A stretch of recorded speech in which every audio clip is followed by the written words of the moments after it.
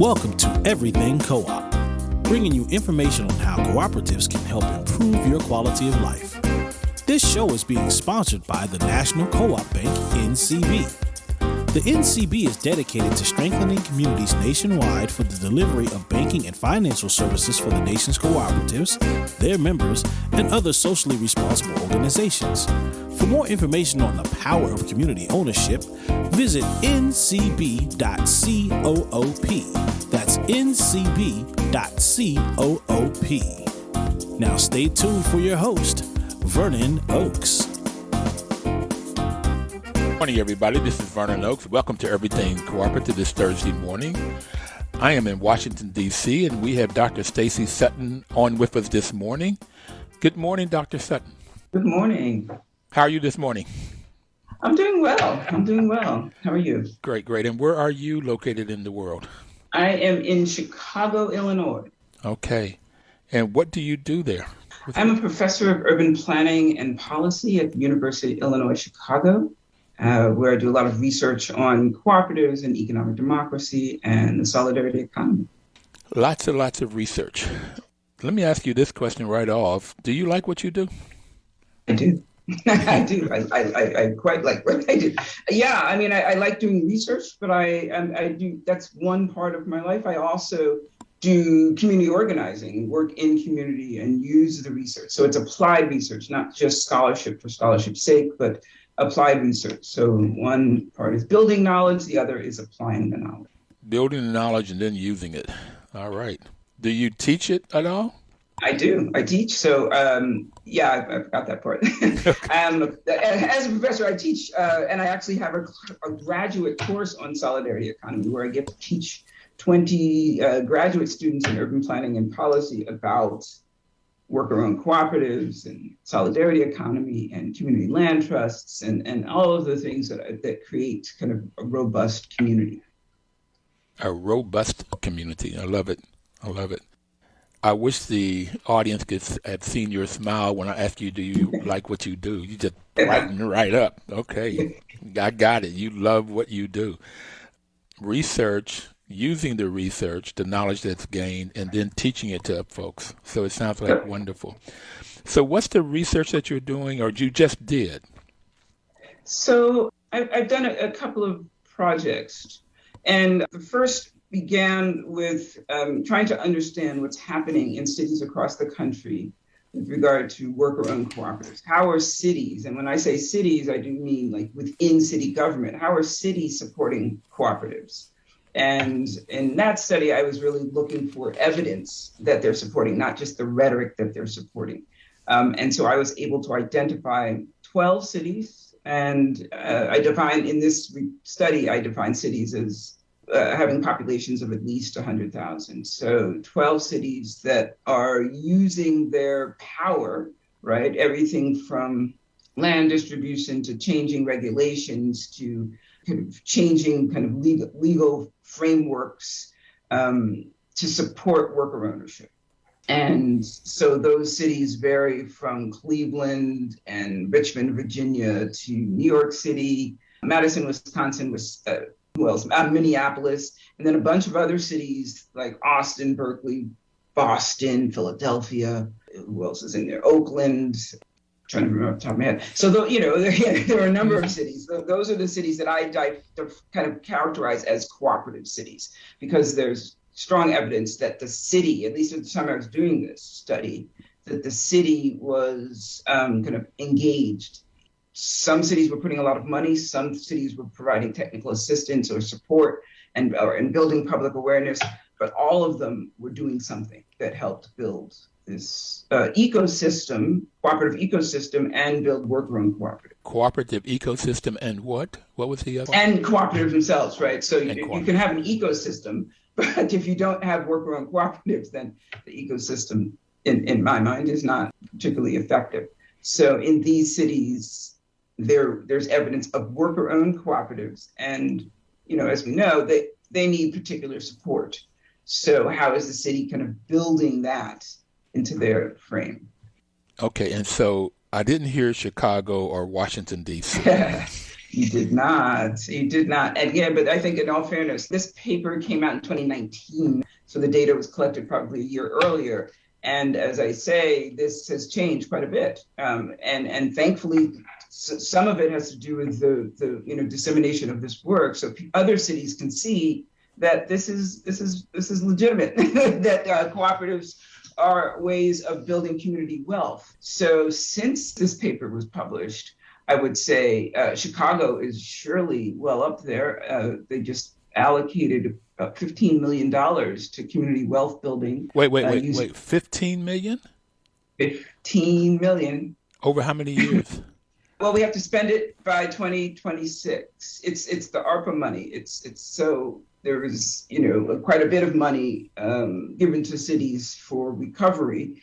And through advocacy, we were able to create what we call a community wealth building initiative.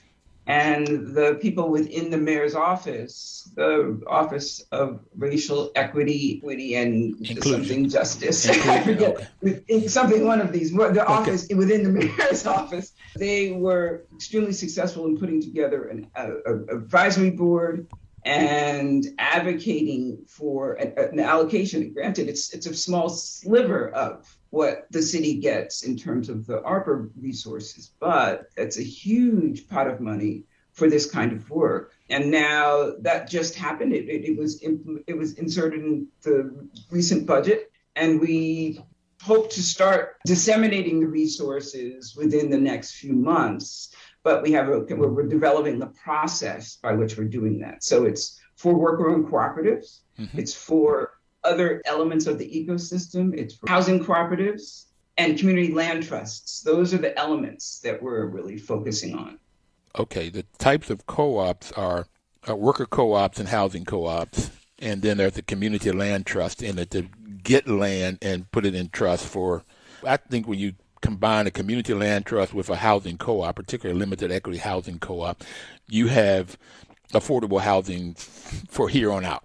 And when you just have a limited equity co-op, after 40, 50 years, whatever is in their lending documents, they can decide to not have that to be a limited equity co-op anymore.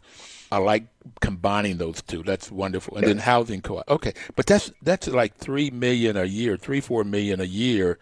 That's up with the same as New York City. Madison was about $1 million a year. Right.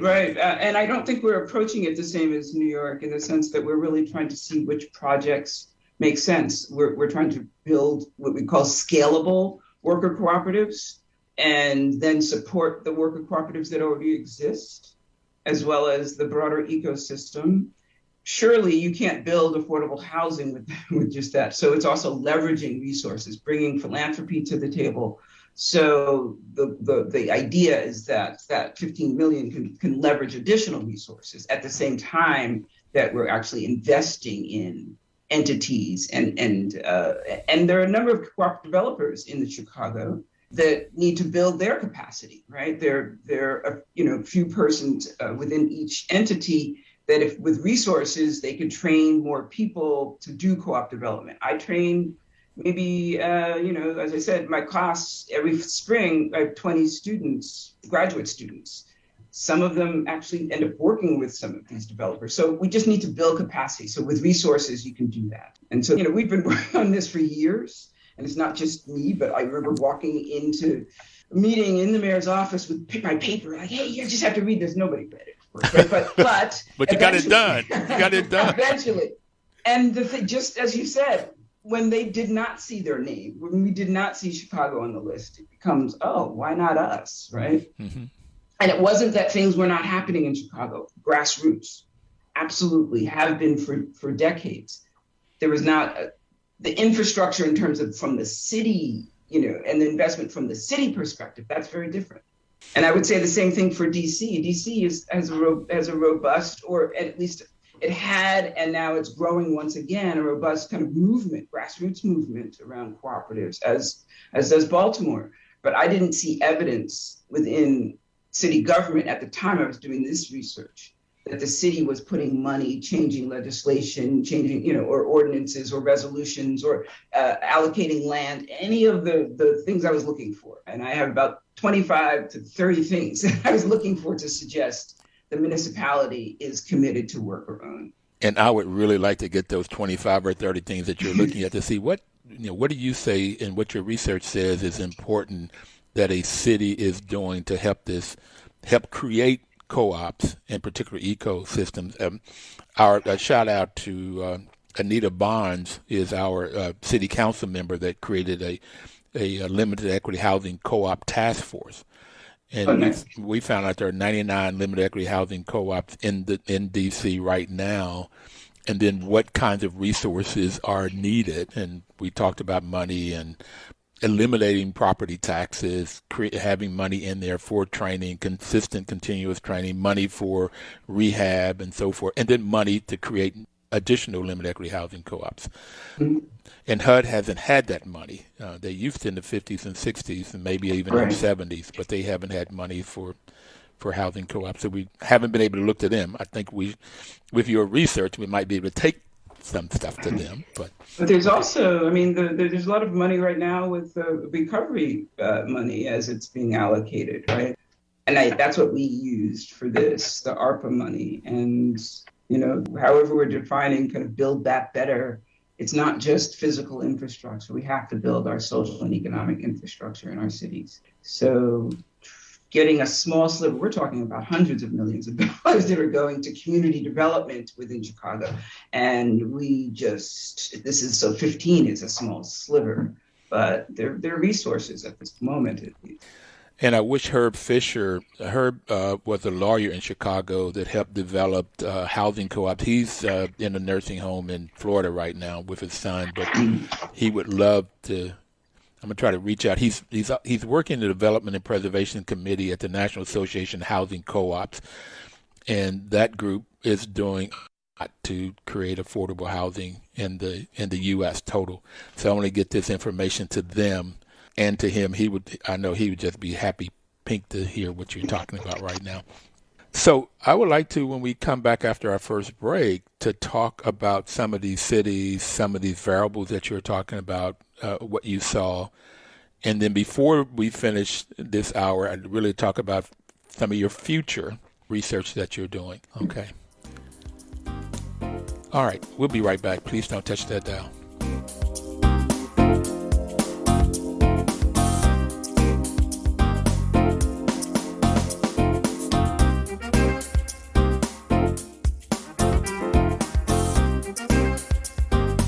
Your news talk station. Welcome back, everybody. This is Vernon Oakes, and the program is Everything Cooperative. We have Dr. Stacey Sutton on with us this morning, talking about her research and her love for co-ops and building community wealth. Dr. Sutton, I would like to delve more into the cities that you work with and some of the variables that you've learned. So what are a couple of cities you'd like to talk about? Yeah, so the cities that I kind of characterize as cooperative cities, because the municipalities, the local governments are doing stuff around cooperative. I would probably start with New York City. Mm-hmm. And in terms of the scale of the work that they were doing. And New York City, Minneapolis, and Madison, all of those cities I call kind of cultivator cities, because they are both cultivating kind of this ethic of cooperatives, right? They're cultivating investments in cooperatives, and they're supporting the grassroots work that has been going on for quite some time. So if we focus in New York, for instance, they implemented an initiative within the small business services. So within city government, they created a kind of I think it was called WBDCI. I'm trying to remember the acronym, what the acronym is for, but they created an initiative that was funded for 5 consecutive years. And each year it increased incrementally. So it started with a couple of million and then went, I think by the time it ended, I think there was close to 4 million the last year. And I don't know that I shouldn't say ended. I don't know that it's ended, but the last annual report that I saw. Mm-hmm. And so so this began, I believe, in about 2016 or 17. So each year since then, they've been investing. So the money is extremely important, right? But they also There was so they have a budget initiative, but they had support, very kind of explicit support from city council and from the mayor's office. As I said, they implemented this within the Department of Small Business Services. Oh, it was called the Worker Cooperative Business Development Initiative. Okay. But then in terms of other things, cities have a lot of power to leverage funds from other sources, even if they don't have the funds internally. So that's extremely important, to be able to provide access to low interest loans, revolving loan funds, and ideally, non-extractive capital. I don't believe that's what happened through the city, but the other elements of financing in terms of startup capital, low interest loans, those are things that I saw in New York. They invested in the ecosystem, right? So we know we have worker-owned cooperatives, but in order to establish a worker-owned cooperative, a lot of things have to happen. It's not just an individual entrepreneur has an idea and files for an LLC. There's a group of people that come together and really build a kind of a democratic process for starting an enterprise and maintaining that enterprise, right? So if you are starting a business, you may know, you and your peers, your colleagues may know how to do that business. You may know how to make windows, for instance, but you don't fully know how to govern the enterprise. You don't fully clear about all of like the accounting systems and the legal systems and all of those things. And so somebody has to offer that support. And so in New York, we saw a growth in the infrastructure that we call kind of the ecosystem, the technical assistance providers, those co-op developers, even advocacy, right? So those folks that are thinking about policy at the local level, at the state level, at the federal level, that supports co-op development. Building public awareness is a big component. I think it seems trivial, but the degree to which cooperators, those who are kind of building the co-op, can go into a small business center and ask for support around something they don't fully understand, the degree to which the people working at that center understand cooperatives is huge. Because what we see again and again is people go to the typical traditional venues to get support, or go to a bank to get support, and the people they're engaging with do not understand cooperatives.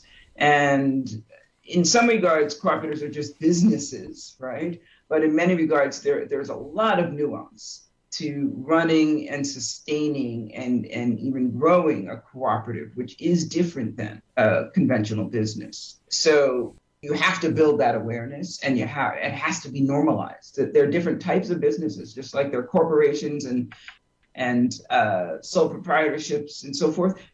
Cooperatives are another form of business. So folks need to understand that. So when you start talking about building the ecosystem, building the policies, getting the resources for support, one of the key things that I find that you have to have in a co-op that you don't have to have in a hierarchical system is how you resolve conflict. That conflict resolution is critical because you want everybody to have a voice, and you want everybody to be heard, not only be able to say something, but be heard and what they say is considered and debated, and some conclusion is made. And once the conclusion is made, people go implement. That takes training because that's not how our system works. Absolutely. I mean, in the family, it doesn't work that way. In the church, it doesn't work that way. It's all hierarchy. It's somebody making the decision. The buck stops there. But in the co-op, everybody is in that decision process. So, it's a whole training process. I got it. Yes. Yeah, and it's not easy. As you said, it's not because we have not been trained in it since birth. We have not been trained in it through our educational process, kindergarten or not. We've been trained in hierarchy. So to relearn kind of democracy, to really understand that democracy is not just what happens in the voting booth, but democratic processes are exactly as you described, and they have to work within cooperatives, right? Everybody has one vote, one person, one vote, and so for that to be effective, everyone has to be heard, and everyone has to feel that they're heard and that they have equal power. And there are practices for doing that, right? Whether you adopt a sociocracy or another governance practice, you have to learn it. And there are people that are experts in training. And so co-op developers, one of their expertise is often governance, not always. Sometimes it's the legal support that co-ops get, and sometimes the legal scholars or legal technical assistance providers have training in governance as well. So those are extremely important. So I have it that co-ops are hard work. You have to do the job of whatever the business you're in, putting in windows, if that's what it, making windows, whatever it is around the windows. You have to do that. Plus, you have to govern the business. And so I've had some people on, like Equal Exchange, a worker cooperative, where the guy said when he would be in a meeting, Rodney North was his name, he said he would be in a meeting, he was the chair of the board, and the manager, whoever is the executive director, would be telling him what to do because he was in marketing. That night when they had a board meeting, he and the board would be telling the manager what to do. And so those roles would flip, and people have to understand that and stay in their lane, and depending on which role they're in. So yeah, that is so what's interesting. So it's hard work, but it's extremely rewarding work. You talked about wealth building, financial wealth. Boy, but when you get voice, Dame Pauline Green said on this show, co-ops help people come out of poverty with dignity. And I think what that dignity is voice. You have a voice. You can be heard. You can say something. You can contribute to the decision. And sometimes your idea may be the decision, where normally, if you work in the assembly line like I did at Ford, have no voice in what happens. None whatsoever. So, yeah, I love co-ops for all of those reasons. I don't want to – please keep going. No, that's it. I mean, I think we use the term of self-determination, but co-ops are perhaps the best manifestation of that, or one of the best manifestations of that within an organizational form, right? In that people that have taken on that responsibility to be the workers and the owners are determining the trajectory of that enterprise, right? And the as you said, that kind of reward, it's hard work, but most things that are hard work, there's some reward. There's a reward that's why we keep doing it. I think we hear that again and again, and not only is there a reward that's almost that is both emotional and economic, but we see reward in terms of the sustainability of the business, because people. Again, if let's say building the windows, you don't just work in your lane, you get to learn the scope of what it takes to build windows and to manage the books, right? Open book management is also a big component. So full transparency and accountability. So, in order to fully participate, you have to understand. It doesn't mean you have to become the accountant, but you have to understand how the whole system works. Yes. And trust it. Right. So the degree to which you can look at the books and see, okay, this I understand what's happening here, and it makes sense, it resonates. You feel far more comfortable when somebody is asking or suggesting that the work process or the supplies that we buy might be a little different than. I'm sorry, I have to cut you off because we have to go to our second break, and we'll continue talking about New York when we get back, and then to one of the other cities. We'll be right back.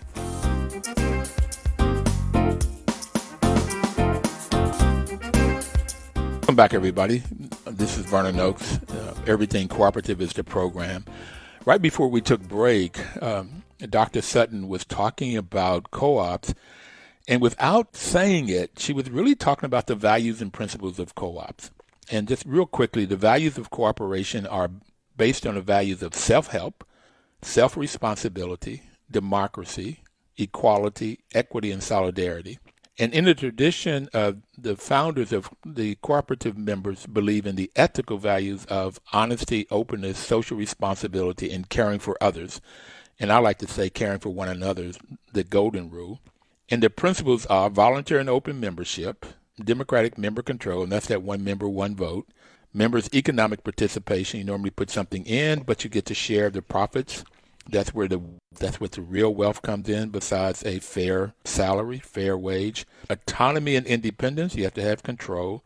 Education, training, and information, we've talked about that. We'll continue to talk about that. And then there's the ecosystem of cooperation among co-ops, which is a part of that ecosystem. And then the seventh one is concern for community. So, Dr. Sutton, without stating it, it seems anytime we talk about co-ops to a cooperator like yourself, who researches cooperations, implement cooperators, and then you do the teaching. These values are and principles are already in the conversation without necessarily so stating this is a value of co-ops and this is a principle of co-ops. But I want to go back to the New York, particularly, so they put in from 2 million to 4 million over a 5, 6, 7 year period. And you were talked about at once, but you said that Chicago was doing it differently from New York. So how did New York do and implement their plan and their policies for creating co-ops in this ecosystem? Well, I would say I don't want to speak too specifically to New York. So what I studied were the policies and practices that were obvious or that were legible, I would say, in the city, right? In terms of how much money they invested starting in, I think it was 2015, all the way through 2020. And so, as I said, it was like from 1 million to 3 or 4 million each year. And so in the sense, they were different because they were one of the few cities that was actually doing that at the time, right? Chicago wasn't, it hadn't started at the city level. Again, there were a number of cooperatives in the city, there were a number of cooperative developers, there were technical assistance providers, and all of that was happening kind of at the grassroots level. But the city had not made any kind of grand gesture toward worker ownership. They had not invested or changed policy in any way that was legible in Chicago. So that is changing now. I would say Chicago, the way they're approaching it is through what we call community wealth building. And the community wealth building initiative was implemented in the last budget, and it will be it will be fully launched in this summer. And so there's an advisory group that has come together to support decision-making, right, in terms of being a democratic process. And the city has been able to allocate $15 million. So rather than year by year by year, as New York did, kind of a lump sum to community wealth building. And by that, it's worker owned cooperatives and building the ecosystem, but it's also thinking about community land trusts and housing cooperatives for affordable housing. So I would say that I don't think that New York, at least I didn't, there are tons of cooperatives in New York. So housing cooperatives, but I don't think that was part of their strategy. It was largely focusing on the business development side. And I understand what they did was they allocated this money to the technical advisors, Yes. To the developers, and they went out and did the implementations and starting these co-ops and helping to get Yes. them started. So I didn't know if Chicago was doing it differently from that, if you all were particularly going to create them yourselves, or if you're going through these intermediaries to get them started. I think it's a little of both. And perhaps it's all three. It's surely supporting the ecosystem, so supporting the co-op developers, those that are kind of closest to the co-ops. I think those of us that are on the advisory committee were also saying we need to support the co-ops that exist directly, right? So it's not that they, I think that was a challenge in New York. And part of that is a transaction cost. You give a lump sum of money to an organization and then they disseminate it. But there also needs to be a way in which co-ops can get access to some resources as quickly as they need it. We're also thinking about developing some new co-ops, right? And trying to develop a model for co-ops that make most sense, especially for marginalized communities, Black and Latinx communities in Chicago. So it's a little bit of both and supporting the ecosystem and developers, supporting the co-ops that exist, and helping to kind of implement or design, develop new co-ops. So are you familiar with Shy Fresh? Yeah, I work with Yes. Okay, and so I really like them. One of the reasons is that they are working with, I like the word, folks that have had a conflict with our legal system. Yeah. Indeed, that's the five women that started it had conflicts with the legal system. And so they could start a co-op. You go out and try to find a job because it's difficult. And when you put down that you've had these conflicts with the legal system, too often people don't want to hire you. So start your own business. Learn how to do it. Get with these developers and these technical providers and start your own business. In that case, it is, what is Chai Fresh? What do they do? Well, Chai Fresh is the entity. It is the food kind of manufacturer and distributor, right? So they make fresh food for institutions, best fresh, healthy food for institutions. So that is the worker-owned cooperative. They were supported by Upside Down Consulting, which was founded by a woman named Camille Kerr, who's here in Chicago, and is working with the city and at this point on the advisory committee, and I work with her in other capacities. So she helped bring those folks together and help form, Chai Fresh. I've had her on the show. She's been on the show. Camille has been on the show, and so it's great. Mm-hmm. I got a real good sense of it, and I love what they were doing. Now, Lori Lightfoot is your mayor. Is she involved in this? Do you get support from the mayor's office? Yeah, so I haven't engaged with Mayor Lightfoot directly, but this comes out of the mayor's office. This community wealth building initiative is, it was incubated in the mayor's office through the Office of Economic and Racial Justice, or Equity and Racial Justice. I think that's what it is. So that's an office within the mayor's office, and the folks there really led the charge for this, and over the last year and a half really kind of met with community and really determined what's needed, and then advocated for the funds, right? Those funds that the mayor didn't just decide that these funds, that's the inside game, the game in which somebody on the inside has to really push, right? Because the money could go elsewhere. And so fortunately we have folks on the inside that within the mayor's office, in this Office of Equity and Racial Justice, that really supported this initiative. So in D.C., Marion Barry was a cooperator. I mean, he liked co-ops. He helped to create policies and laws to help to create co-ops. And I think that's one of the reasons he was called the mayor for life in the district.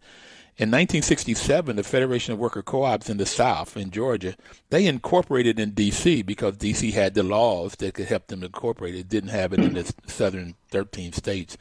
So and the reason I bring up mayors is that's interesting what the mayor's office can do to help support co-ops and higher up. So same thing with the president. We get President Biden to support co-ops, and maybe we can get federal funds and federal support too. And we have had it in the past, but not recently by any stretch. So what's another city besides New York you want to talk there are a about? bunch of them so I think the New York, I spoke to that just because of the amount of money they've put over the past 5-6 years. But I would say Philadelphia is also doing, I think, good work. And while there's not a lot of money coming from the city is supporting kind of the development of the ecosystem and trying to, I would say they're, providing, or at least amenable to providing, some access to startup capital and low interest loans, also supporting the developing of the ecosystem and the co-op developers that are there, like PACA, building public awareness. Those are also, I think, quite critical.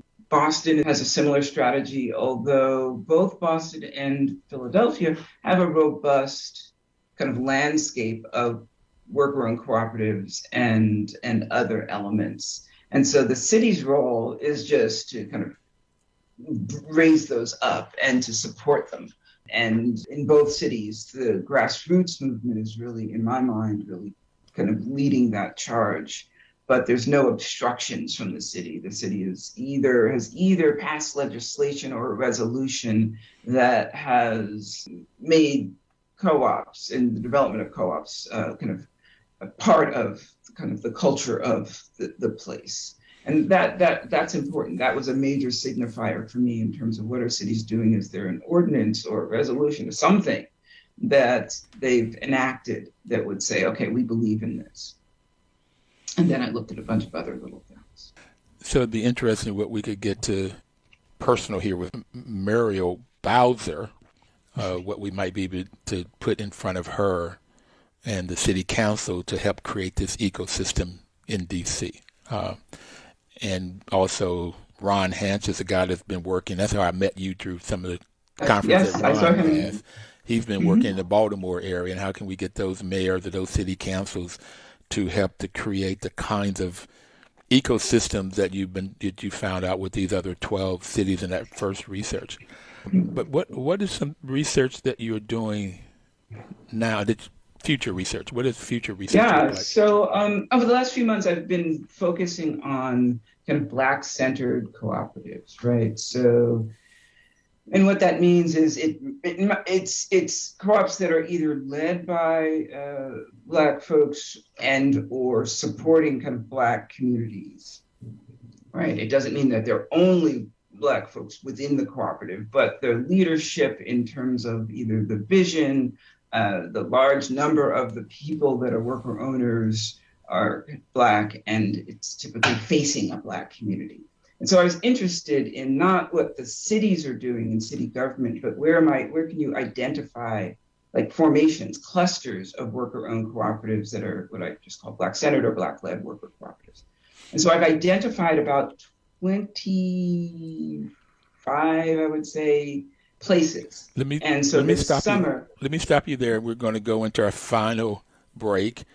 So I got 25 different places that are Black-led cities or Black-led co-ops, and I really want to hear about this and see where they are. And because there's been a lot of racism in the co-op world too, even though it says the first is open to anybody, no matter.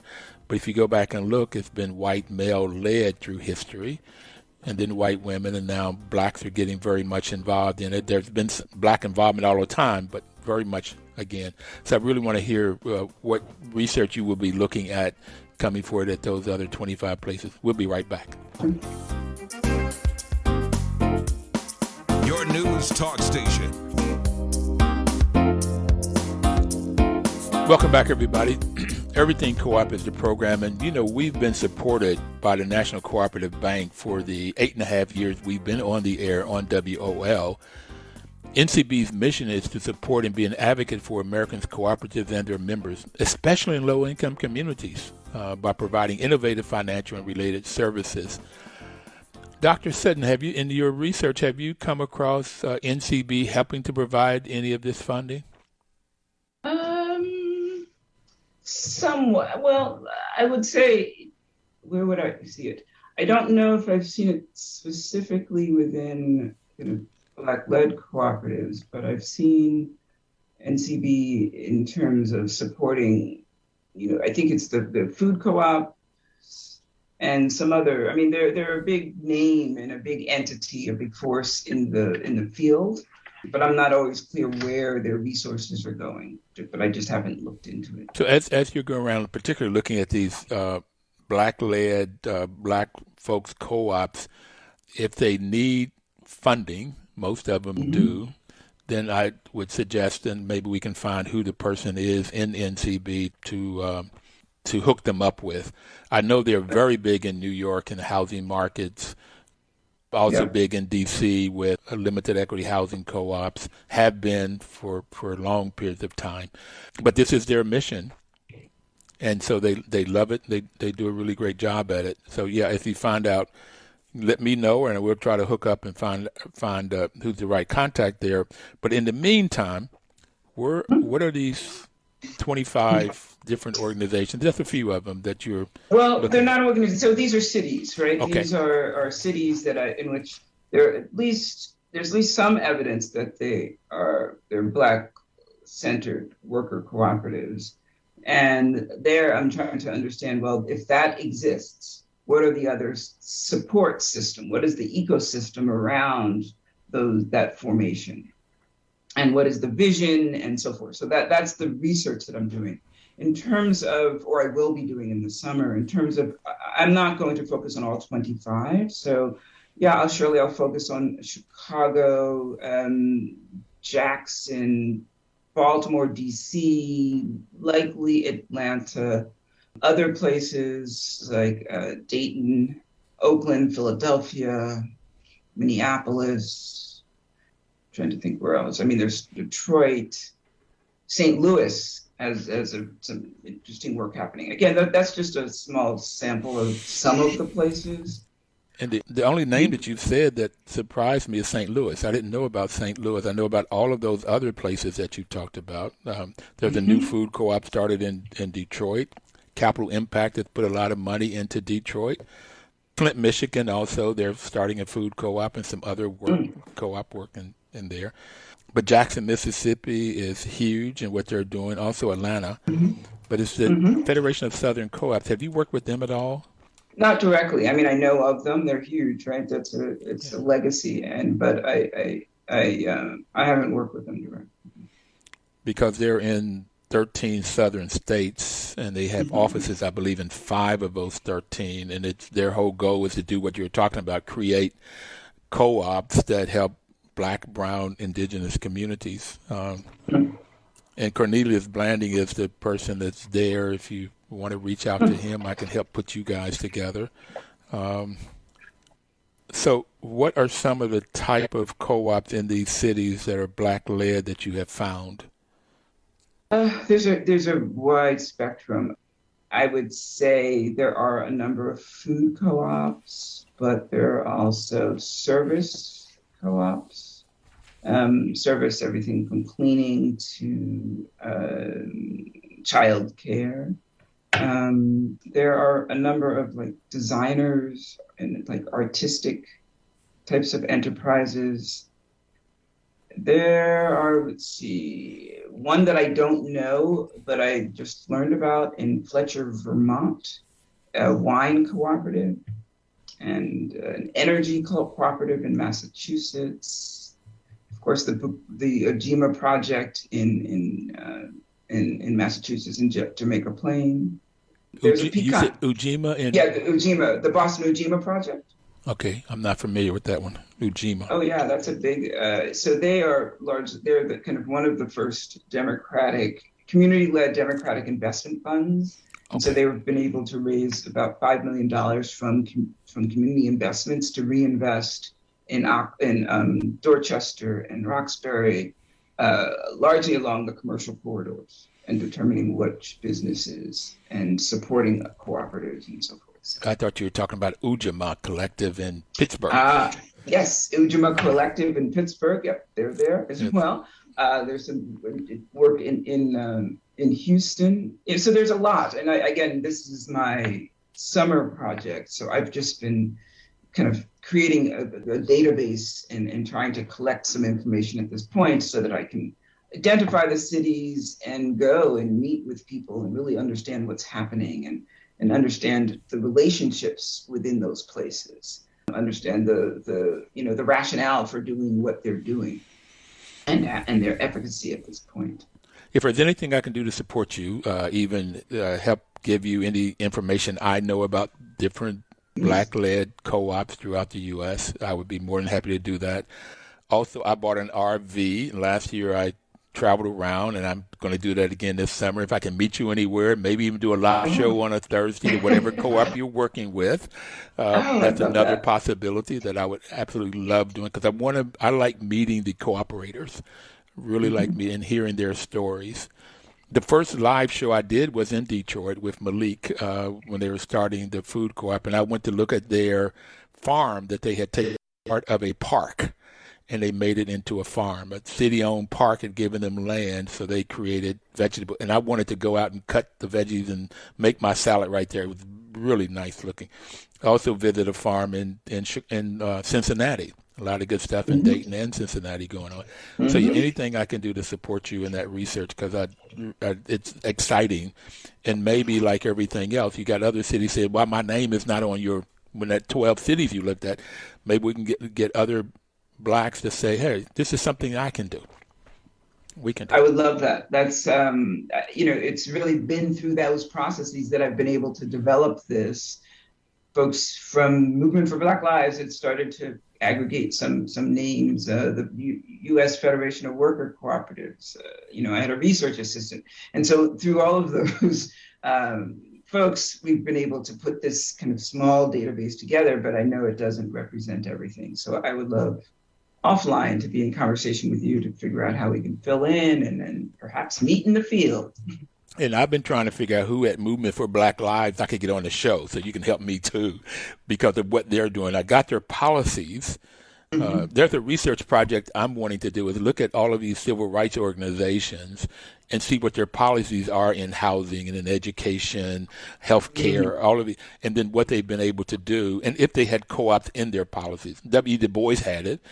But did NAACP have it when they started? I don't see it in their policy now about co-ops, NAACP, but looking at their policies to also get those organizations to help to implement the kinds of things you're doing the research on.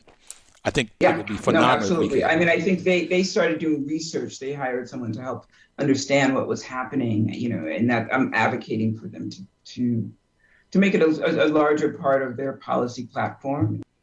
I think they did articulate it as an important area. I don't know how far they've gone with it. And that's Movement for Black Lives? Okay. So, I really would like to get that contact and see how to support them and what they're doing and get them on the air so they can talk about that. So what are some of the lessons that you have learned in your research at looking at cities and now what you're beginning to research and looking at Black-led co-ops that you'd like to leave people with? They're very different lessons. And so one, the Black-led co-ops is new, so I haven't really distilled lessons. But one of the things that I've learned by looking at the kind of the top-down approach, or at least looking at what cities are doing in philanthropy, more philanthropy is getting into this, is the importance of not being paternalistic, the importance of providing the resource and kind of stepping back, providing the resource and letting the process unfold, right? Okay. I think cities and philanthropies are not typically accustomed to the long process, right? They're focused on the outcome. They're focused on how many businesses and how many jobs. But if we use those as the primary or sole indicators of success, we will never kind of rise to the occasion. We'll never see these enterprises in the same way that we see conventional businesses, partly because they take a long time, right, in terms of solidifying. But once they're far more resilient than conventional businesses. So, one thing I say to municipal leaders is that if we're going to invest in this, it's a long-term investment. It's not just a political cycle. Yeah. And it's not investing so that you can count the business next year and then hopefully, more and more. But once they get established, they're embedded in place, and the ripple effects, both within that enterprise, the surrounding communities, the families of those who are worker owners, and the broader community. It's very rare that you have a cooperative that is only doing their business. They're usually deeply engaged in community, right? Yeah, we got to stop it there. Thank you so very much. Long term, and they're embedded. Everybody out there, thank you so much for listening. We'll be back next Thursday, and until then, please live cooperatively. Dal.